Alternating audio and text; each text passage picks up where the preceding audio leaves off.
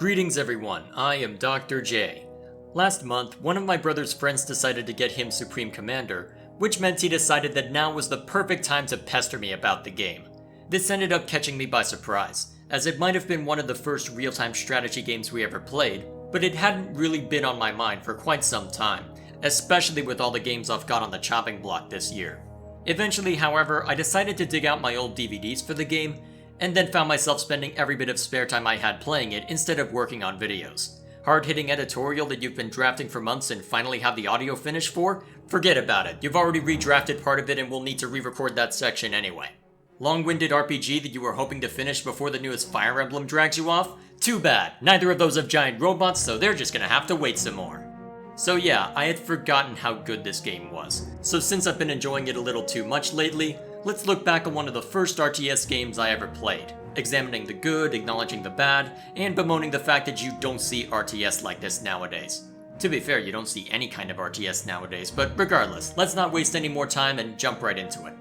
For the unfamiliar, Supreme Commander is the spiritual successor to Total Annihilation, a rather unique RTS in its day, with much of that unique setup being carried over to this game. What stands out the most is the economy, which functions radically different from most other RTS games. Instead of having discrete resources that are gathered by workers, in this game mass and energy, resources are gained at a consistent rate by dedicated buildings and are expended during the building process rather than up front. This allows multiple workers, or in this game engineers, to assist in constructing the same building, which will increase the rate at which the construction completes, but also increase the rate at which resources are used. With this simple change, you have a great deal of complexity that can be added in, which leads to a lot of interesting considerations before you even get into a fight. To start, your engineers and armored command unit, a powerful walker you start every game with, can build at different rates. However, that might not always be a good thing, as while your ACU can build much faster than your engineers, if your resource output is greater than your input, all of your build orders will slow down rather than being prevented outright. This then forces you to consider what the highest priority structures and units are, whether it be offensive units, economic structures, defensive turrets, and so on. And that's without going into structures that can increase your mass and energy reserves, the fact that resource generation and storage can be placed next to each other to increase production or decrease costs, and the fact that mass tends to come in shorter supply despite the ability to reclaim mass from destroyed units and structures. And if all of that sounds like a lot to take in, there is certainly a learning curve, but it leads for a lot of interesting choices when it comes to setting up your base and building an army. And speaking of that army, the unit variety is standard fare for a sci-fi RTS, with every unit that you would expect being present, albeit with a lot of commonality between the factions. However, the unit variety itself doesn't matter as much in the long run because of the scale that battles occur at. Rather than working with a handful or maybe a few dozen units, it's not uncommon for battles to involve hundreds and sometimes thousands of units at once. Besides, that common ground that all of the factions share allow for the really fun units to have much more of an impact. To explain those units though, we have to start with the tech tiers, as when you first enter a mission, you start out with a Tech 1 ACU that can build most essentials, and once you've gotten a unit factory up, you can build engineers that can put down more unique structures, at least for Tech 1. As you progress, you're able to upgrade your unit factories, ACU, and some other buildings to Techs 2 and 3, allowing you to build more powerful units that may take longer to construct, but are far deadlier. And at the top of the totem pole are the experimental units, some of which can take over an hour for a Tech 3 engineer to finish, but when they're on the field, they represent a massive threat that must be stopped at all costs. Of the experimentals, my favorites by far come from the Cybran faction, i.e. the ones obsessed with the red and black color scheme. Their mobile artillery isn't the most impressive looking unit, especially given the amount of power required to fire it for longer than 2 seconds, but the other two are far and away the coolest of the bunch. I mean, the Aeon faction has decent names for theirs, between Galactic Colossus for their giant walker and the Tsar for their flying saucer of death, and the UEF's Fat Boy is a highly amusing unit all on its own, able to generate its own personal army of giant robots while shelling anyone who dares question how much mass and energy it eats up. The Cybrans, however, have a giant spider bot with a massive beam of death on its back, which for whatever reason is called the Monkey Lord.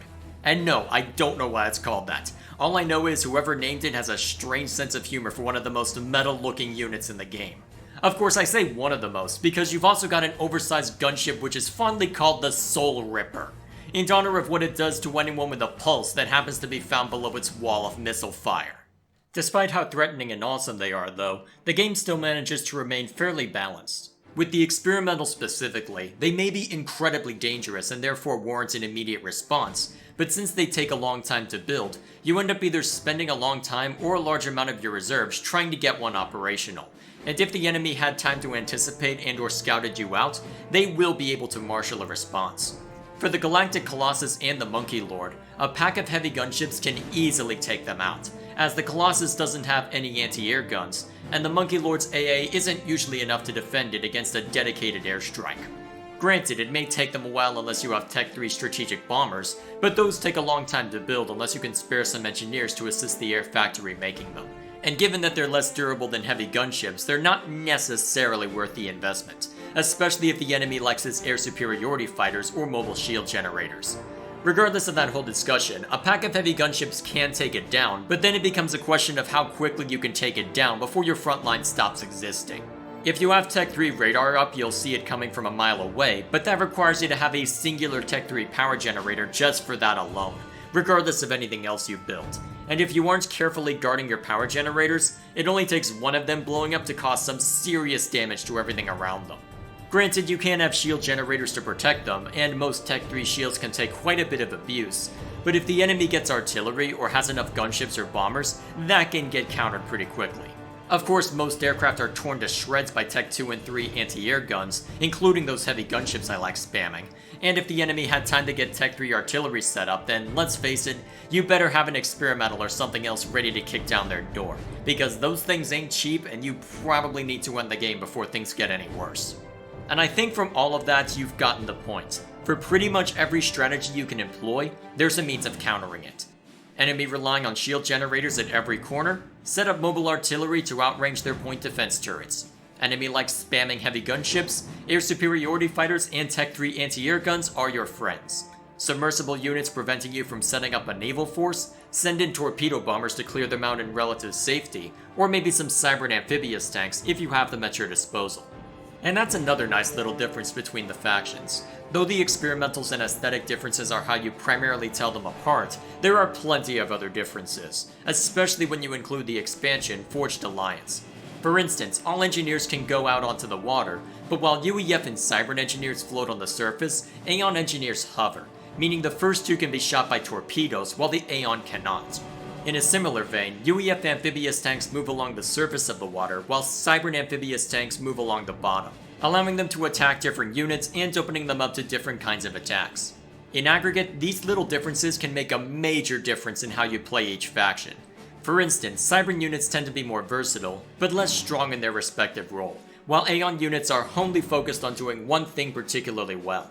A Cybern Tech 2 cruiser may have basic anti-air guns and the ability to walk on land, but an Aeon Tech 2 cruiser will generally win the day by virtue of its greater firepower, at least in a 1v1. Of course, this isn't an isolated battleground, as a stray bomber can eventually take an Aeon cruiser down, but to compensate, the Aeon have a Tech 1 anti-air boat that is unique to their faction, and their Tech 2 mobile AA guns can move across water. Between these little differences and the sheer scale that battles can take place at, the decisions come down less to micromanagement and more to unit composition, which can be really satisfying to set up correctly. Among all of this, however, I have somehow been able to wax lyrical regarding how much I like the core gameplay loop and how much strategy there is built into it, all without ever talking about the story. And honestly, that's probably for the best, because while I didn't mind the story when I was an ignorant teenager, now that I know what good storytelling looks like, saying it's a threadbare story is an insult to threadbare storytelling. Which is ironic because it seems like it's trying to be an interesting sci-fi epic, and there are the makings for something interesting within it. The problem is that the world building required to add stakes to the conflict really isn't there. For instance, the Aeon faction originated with an alien race called the Seraphim, who taught a bunch of human settlers the way of their religion, which is ironically called the Way. The problem is that we learn next to nothing about what this religion is, what it's like, what it demands of its proponents, or anything of the sort. What little we know is something about peace and the fact that its proponents want to spread this religion of peace to anyone within crusading distance, i.e. the entire galaxy. For all their talk about showing us the way though, we really don't get to know much about it. Thankfully, the expansion does add some stakes to the story by virtue of the Seraphim coming back after humanity thought they had all been killed centuries earlier, forcing everyone to unite under a single banner and hopefully not all dying a miserable death. At least there we have a much simpler story to work with, and there can be stakes under the most basic circumstance of we're all gonna die if we don't get along. At least then the stakes are easy enough to understand and don't require super detailed world building to set up properly. Fortunately, the game still holds up fairly well from a graphical standpoint as well, as the units all look really cool, and while the human animations are somewhat stiff, it never crossed into Uncanny Valley territory for me. When it comes to gameplay critique though, I've only got two major complaints. One of them is the fact that the campaign is a little too easy once you know what you're doing, as the AI isn't particularly intelligent. Or more accurately, it doesn't do much outside of a set pattern, which might mean you get more opportunities to learn good unit composition and how best to approach future scenarios, but in the moment, it's not the most challenging. Granted, as my first or second RTS ever, it certainly held my attention, but it wasn't until the expansion that the difficulty really picked up, as if you had gotten used to the old campaign difficulty, you were whipped across the face with a torrent of death that you better be ready to guard against. And even after you get used to it, the first few minutes of those missions become vitally important as you desperately scramble to set up defenses against a force that's already there and ready to strike, and who will probably strike before you're ready for them. Even with that though, there were still moments where the way I won was a little anticlimactic. For instance, in the second mission, my land forces got crushed because I didn't put in enough anti-air guns. So I began to prepare for a second strike by creating more fat boys and setting up transports to get my units to the front more quickly. And then out of nowhere, I hear a line of dialogue which I recognize as the dialogue that plays right before you destroy the opposing ACU. As it turns out, the AI was smart-ish when it came to ramping up what it throws at you, but when it comes to its own base, it's still incredibly dumb. As a naval force I had sent to clear out their naval factories and bombard the land had apparently gotten in range of the enemy ACU. An ACU that intelligently stayed in range to where slow-moving tactical missiles could knock it to zero. All of this made even more ironic by the fact that it was being piloted by a super intelligent AI computer that surely would have known better than to get shot at by a bunch of missile boats.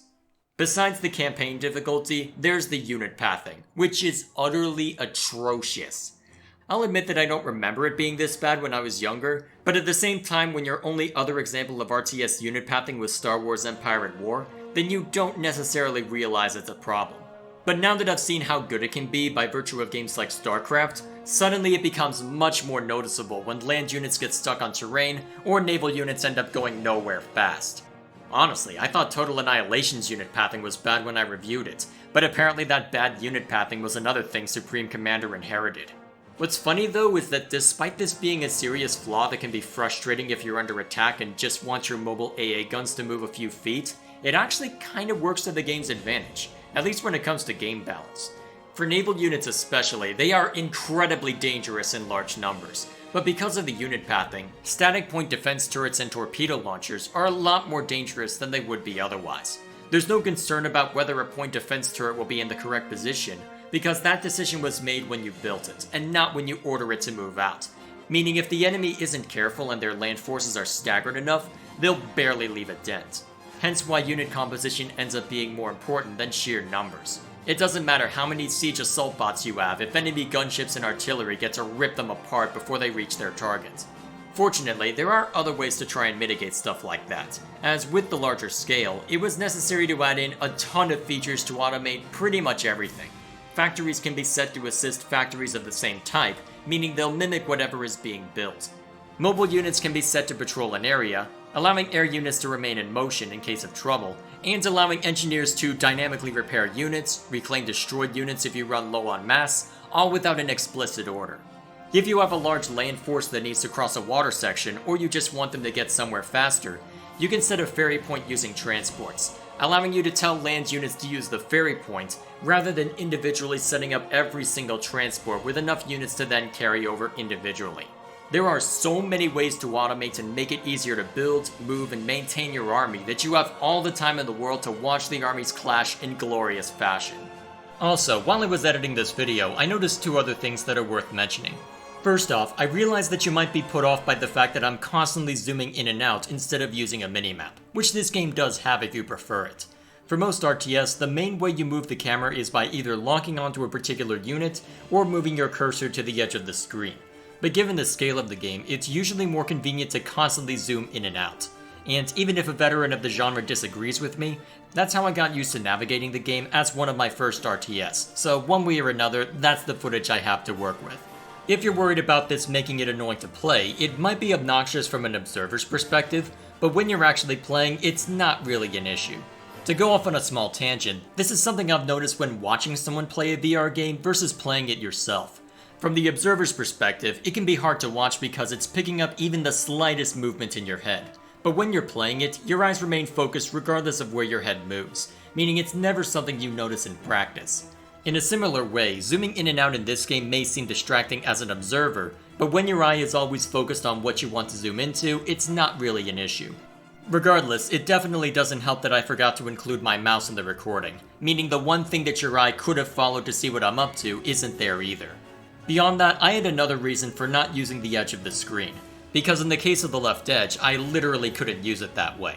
It's harder to show this in a video, but this is a game that can support 2 monitors, meaning even if the feature is turned off, it'll recognize that the second monitor is there and allow your cursor to slide over rather than keeping you in the same window. I didn't use the feature very much despite it being an option, as there doesn't seem to be any sound effects from the events that are happening on it, but it can be nice to have that second screen in case you want to watch one part of the map in particular. Second, I somehow managed to write a 15+ minute video without spending time to geek out over the soundtrack. I don't know what it is about Jeremy's Soul, but whether it's Total Annihilation, Icewind Dale, Knights of the Old Republic, or this game, he is consistently able to impress me with everything he puts out, setting the perfect mood for all of the time you spend with it. This is especially the case when you get into combat, as the moment one of your units is damaged, suddenly it goes from a tense or commanding atmosphere to a booming orchestra that immediately grabs your attention and lets you know you better watch your back. Granted, the additional tracks added in with Forged Alliance weren't quite as good as what came before, with some exceptions, and I'm probably grossly overselling it due to nostalgia, but I'll let you be the judge of that after you finish watching this video and just go listen to it for a few minutes. Seriously, it's hard to find MP3s or FLACs of it nowadays, but whether you're in-game or in isolation, it's well worth listening to. Regardless, if you decide to check the game out, bear in mind that the hardware requirements for it were rather staggering at the time of release, and even now my old hand-me-down potato PC would probably chug at 10 FPS if I tried to play it now. Also, bear in mind that due to how the game was set up, most of the processing power falls on your CPU rather than your graphics card, which wasn't too much of an issue for me given I built a new PC a couple of months ago, but might be an issue if you're using something older. Regardless, if I can play it on a potato by the standards of 2014 and still have a good time, I think it's still worth checking out, especially since there's still an active multiplayer community that goes by the name of Forged Alliance Forever. You'll need to download an external client, and I've had a couple of cases where there was a memory issue that crashed my whole computer, but when it works, it's really fun to get your butt kicked the proper way instead of learning to turtle against the campaign AI. If you're interested, you can find this game and its expansion over on Steam. That's all I have for this video. Thank you all for watching. Please like and share this if you find it deserving, and subscribe to this channel for more video game critique as well as other content posted on a not-so-regular basis. Also, feel free to let me know what you think in the comments below, especially if you'd be interested in a retrospective review of Supreme Commander 2. A lot of die-hard fans of both Supreme Commander and especially Total Annihilation aren't especially thrilled with the game, given that it was a major departure from its roots, but I do think it's a solid game despite the issues, and it might be interesting to talk about because of that. Regardless, before I get those die-hard fans mad at me for speaking positively about it, here's some epic music to distract you and maybe help you forget that I said anything. Enjoy.